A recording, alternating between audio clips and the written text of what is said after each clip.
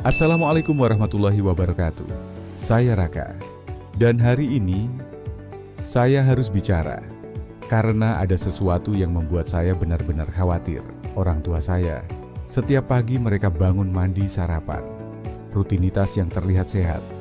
Tapi, bagaimana jika justru disitulah jebakan berbahaya tersembunyi? Beberapa hari lalu saya membaca laporan medis. Ternyata banyak kasus stroke dan serangan jantung pada lansia bukan terjadi di rumah sakit, bukan di jalan, tapi di kamar mandi rumah mereka sendiri. Dan penyebabnya kebiasaan sederhana yang mereka anggap aman-aman saja. Itu sebabnya hari ini saya mengundang seseorang yang sudah menyelamatkan ratusan lansia. Seorang dokter senior ahli kesehatan usia emas, penulis buku Sehat di Usia Emas, yang sudah jadi panduan di banyak rumah sakit.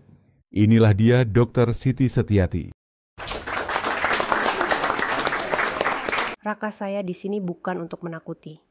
Tapi saya tidak akan diam melihat lansia jatuh lumpuh bahkan meninggal.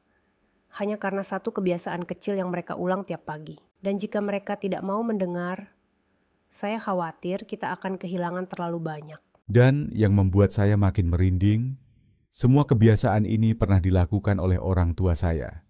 Mungkin juga oleh Anda, atau orang yang Anda cintai. Tapi jangan khawatir. Setiap bahaya selalu ada jalan keluar. Dan itulah yang akan kami bagikan. Jika Anda punya orang tua di rumah, atau Anda sendiri sudah di usia 60-an, simak video ini sampai akhir. Karena satu info kecil hari ini, bisa jadi menyelamatkan hidup Anda esok pagi. Kita mulai dari jebakan pertama yang sering dianggap bikin segar. Tapi bisa membuat Anda lumpuh seumur hidup. Mandi air panas langsung setelah bangun tidur. Dok, mandi air panas di pagi hari itu kan kebiasaan umum banget. Apalagi kalau cuaca dingin. Rasanya enak banget, badan jadi segar. Betul, segar. Tapi segar itu bisa menipu. Justru itu yang membuatnya berbahaya. Bagi tubuh lansia, air panas di waktu yang salah bisa jadi pencetus stroke. Apalagi kalau cuaca dingin. Rasanya enak banget, badan jadi segar. Betul, segar. Tapi segar itu bisa menipu. Justru itu yang membuatnya berbahaya. Bagi tubuh lansia, air panas di waktu yang salah bisa jadi pencetus stroke. Waduh, serius dok? Jadi cuma karena air panas? Bukan cuma airnya, tapi waktunya. Saat kita baru bangun tidur, tubuh masih transisi dari posisi tidur ke berdiri. Tekanan darah cenderung rendah. Jantung belum siap kerja keras. Lalu, langsung disiram air panas. Itu seperti menyuruh mobil tua langsung tancap gas di pagi buta. Yang terjadi, sistem kaget. Pembuluh darah melebar mendadak. Aliran darah ke otak jadi tidak stabil. Bisa pusing, bisa pingsan, bisa stroke.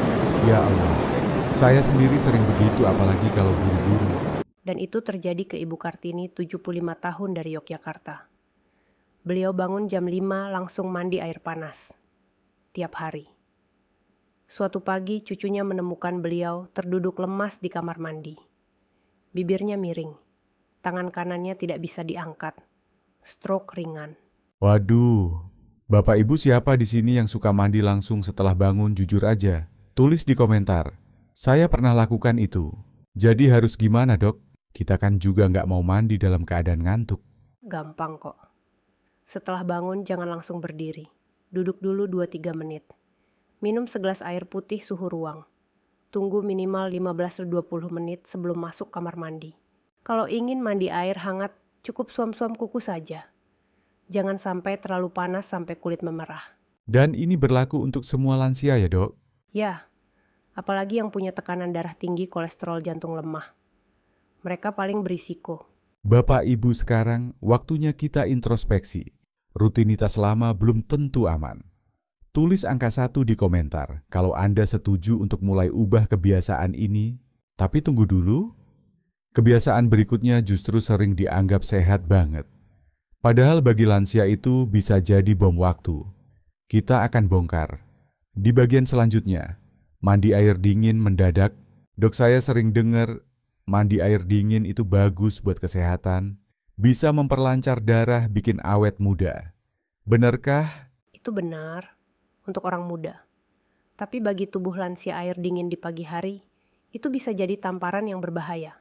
Loh, jadi malah bahaya. Sangat. Saat tubuh terkena air dingin pembuluh darah menyempit mendadak. Ini reaksi alami untuk menjaga suhu tubuh. Tapi pada usia 60 tahun ke atas, pembuluh darah sudah kaku. Jantung sudah tidak sekuat dulu. Respons tubuh jadi lambat dan rentan. Akibatnya tekanan darah bisa melonjak.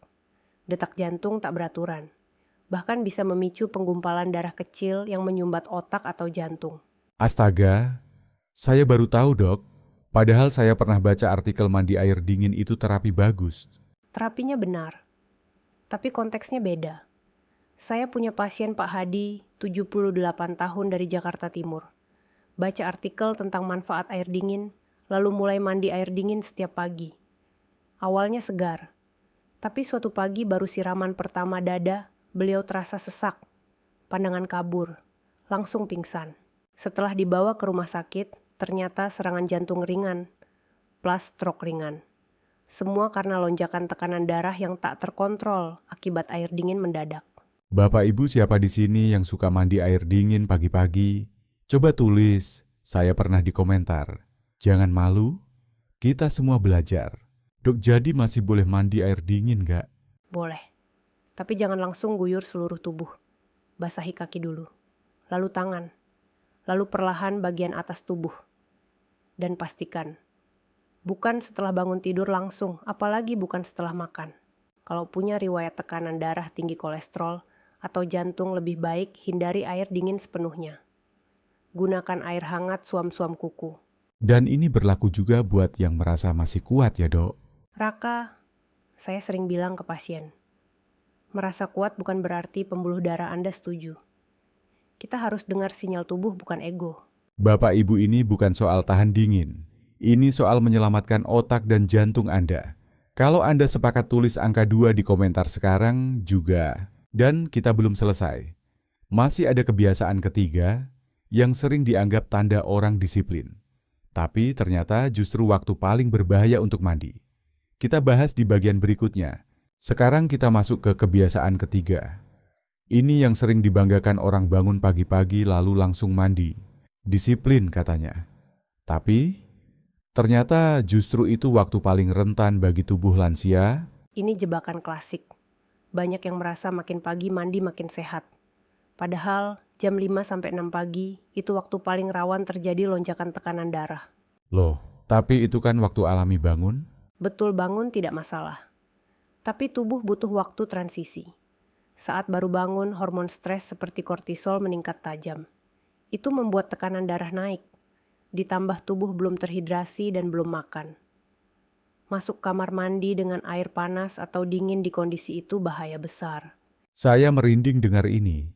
Apalagi saya tahu banyak orang tua bangun jam 4.30, lalu langsung ke kamar mandi. Saya pernah tangani Ibu Ratna, 80 tahun dari Semarang. Beliau rajin bangun jam 5 pagi dan langsung mandi tanpa makan atau minum. Suatu pagi setelah mandi beliau mengeluh pandangan kabur. Tangan lemas, mulutnya tak bisa bicara jelas. Diagnosa stroke ringan. Ya Allah, padahal itu rutinitas yang terlihat sehat ya dok? Justru itu, rutinitas yang salah di waktu yang salah bisa mengacaukan sistem tubuh kita. Lansia butuh kestabilan, bukan kecepatan. Bapak Ibu, kalau Anda atau orang tua Anda biasa mandi sebelum sarapan, segera ubah. Jangan biarkan rutinitas lama menjadi bom waktu. Tulis, saya pernah di komentar kalau Anda juga melakukan hal ini. Dan tulis angka 3 kalau Anda siap mengubahnya mulai besok. Solusinya sederhana.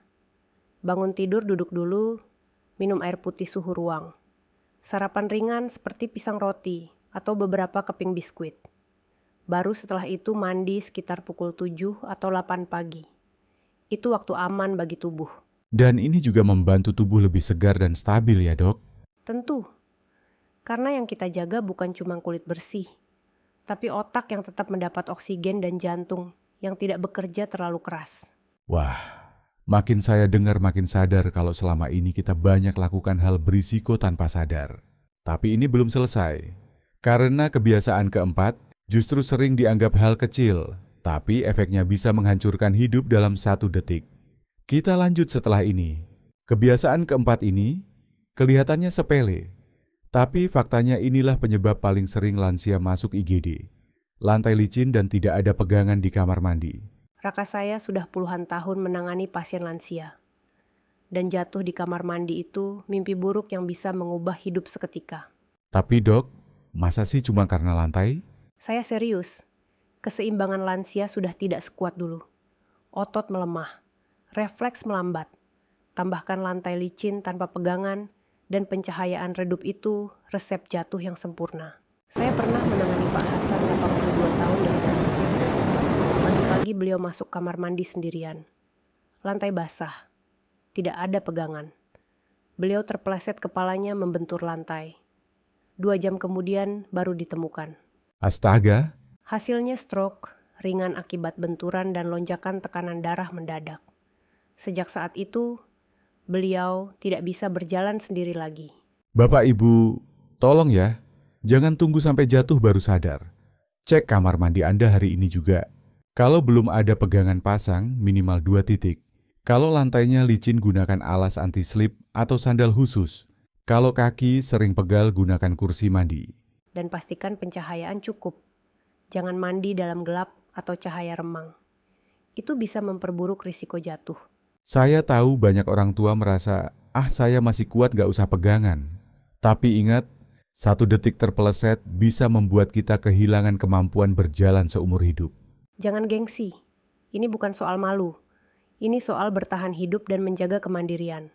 Bapak Ibu, kalau Anda setuju dan siap bertindak, tulis angka 4 di komentar. Dan tulis juga, saya akan pasang pegangan kalau Anda janji melakukannya minggu ini. Kita akan lanjut ke kebiasaan kelima. Yang ini juga sering diremehkan, padahal bisa membuat otak perlahan-lahan kekurangan oksigen tanpa kita sadari. Apa itu? Kamar mandi tanpa ventilasi. Kita bahas di bagian berikutnya. Jangan kemana-mana. Kita lanjut ke kebiasaan kelima. Ini yang sering dianggap sepele. Bahkan mungkin Anda sedang melakukannya setiap pagi tanpa sadar. Mandi di kamar mandi yang tertutup rapat tanpa ventilasi. Ini yang saya sebut sebagai perangkap diam-diam. Kamar mandi tanpa sirkulasi udara bisa membuat otak kekurangan oksigen secara perlahan. Wah, saya juga kadang suka mandi lama dengan pintu tertutup, apalagi kalau pakai air hangat, biar gak masuk angin. Justru itu, banyak orang menutup rapat kamar mandi saat mandi air panas. Tapi semakin hangat airnya, semakin banyak uap yang dihasilkan. Uap itu mengisi ruangan dan menurunkan kadar oksigen. Apalagi kalau kamar mandi kecil dan tidak ada exhaust fan. Saya punya pasien Ibu Sri 74 tahun dari Bekasi. Beliau mandi air hangat 20 menit setiap pagi. Kamar mandinya kecil, jendela tertutup, exhaust fan rusak. Setiap selesai mandi, beliau selalu pusing. Awalnya dikira tekanan darah biasa. Sampai suatu pagi, beliau pingsan. Waduh, jadi bukan cuma karena suhu atau tekanan darah ya dok, tapi karena oksigen. Tepat. Otak kita butuh oksigen setiap detik. Kekurangan oksigen bisa bikin pusing linglung, bahkan pingsan mendadak. Dan pada lansia risiko itu meningkat 2-3 kali lipat. Bapak Ibu, tolong perhatikan ini. Kalau kamar mandi Anda tertutup rapat pengap atau tidak, ada ventilasi, segera perbaiki. Buka jendela saat mandi. Nyalakan exhaust fan, jangan mandi lebih dari 10 menit. Dan kalau bisa, biarkan pintu sedikit terbuka agar udara tetap mengalir. Ini terlihat kecil, tapi percayalah, saya sudah lihat cukup banyak kasus pingsan, hanya karena udara di kamar mandi tidak bergerak. Bapak Ibu, kalau Anda merasa kamar mandi Anda terlalu tertutup, tulis di komentar, saya akan buka ventilasi. Dan kalau Anda masih bersama kami sampai sini, tulis angka 5, tapi perjalanan belum selesai. Kebiasaan berikutnya justru lebih sering terjadi karena kita anggap biar cepat, biar rapi. Tapi ternyata bisa membuat darah tidak sampai ke otak. Mandi langsung setelah makan. Itu yang akan kita bahas selanjutnya. Efeknya bisa fatal kalau diabaikan. Kita lanjut ke kebiasaan ke-6. Yang satu ini sering dianggap normal banget. Makan lalu mandi supaya rapi dan segar. Tapi ternyata mandi langsung setelah makan bisa sangat berbahaya untuk lansia. Ini salah satu kesalahan paling umum. Setelah makan tubuh mengalirkan darah ke sistem pencernaan. Itu proses alami. Tapi kalau kita langsung mandi, apalagi dengan air hangat pembuluh darah, melebar di kulit, dan darah yang seharusnya ke pencernaan dan otak malah tersebar tidak merata. Waduh, jadi bisa bikin lemas ya dok? Bukan cuma lemas, bisa bikin pusing pingsan bahkan stroke ringan. Saya pernah tangani Bu Mariani, 77 tahun dari Surabaya. Pagi hari sarapan oatmeal lalu langsung mandi. Suaminya dengar suara jatuh dari kamar mandi. Ternyata beliau pingsan dan sempat tidak sadarkan diri beberapa menit. Astaga, jadi harus nunggu berapa lama setelah makan dok? Idealnya 30-45 menit. Biarkan tubuh menyelesaikan proses awal pencernaan. Duduk santai minum air putih. Jangan langsung mandi atau berdiri lama. Bapak Ibu tolong ya, jangan anggap ini soal sepele. Sekali lagi jangan mandi langsung setelah makan. Kalau Anda sudah pernah melakukan ini tulis, saya pernah. Dan kalau Anda siap ubah, mulai besok. Tulis angka 6, dok kita sudah bahas 6 kebiasaan. Tapi masih ada 3 lagi yang tak kalah penting dan bisa sangat mengejutkan. Betul. Kebiasaan ke-7 berdiri terlalu lama di kamar mandi. Ke-8 membungkuk atau gerak mendadak. Dan ke-9 mandi setelah minum obat tertentu. Ketiganya terlihat kecil, tapi dampaknya bisa membuat seseorang jatuh pingsan. Bahkan terkena stroke ringan hanya dalam hitungan detik. Wah, Bapak Ibu kalau Anda merasa seri ini bermanfaat tulis di komentar, lanjutkan sampai selesai. Karena kami akan bahas 3 kebiasaan terakhir di sesi berikutnya dengan lebih mendalam. Dan kalau Anda ingin tahu cara membuat rutinitas pagi anti-stroke, kami juga akan pandu langkah demi langkah. Ingat, perubahan kecil di pagi hari bisa menyelamatkan masa tua Anda. Jangan biarkan satu kebiasaan salah menghancurkan kemandirian Anda. Terima kasih sudah bersama kami sampai di sini. Jangan lupa bagikan video ini ke orang tua Anda, saudara atau teman seusia. Karena satu info kecil bisa selamatkan satu nyawa. Dan pastikan Anda menonton sampai akhir episode selanjutnya. Karena kami akan bongkar makanan lokal yang bisa bantu regenerasi otak dan menjaga jantung tetap kuat. Sampai jumpa di bagian lanjutan. Salam sehat dari saya Raka. Dan dari dokter kesayangan kita semua Dr. Siti Setiati.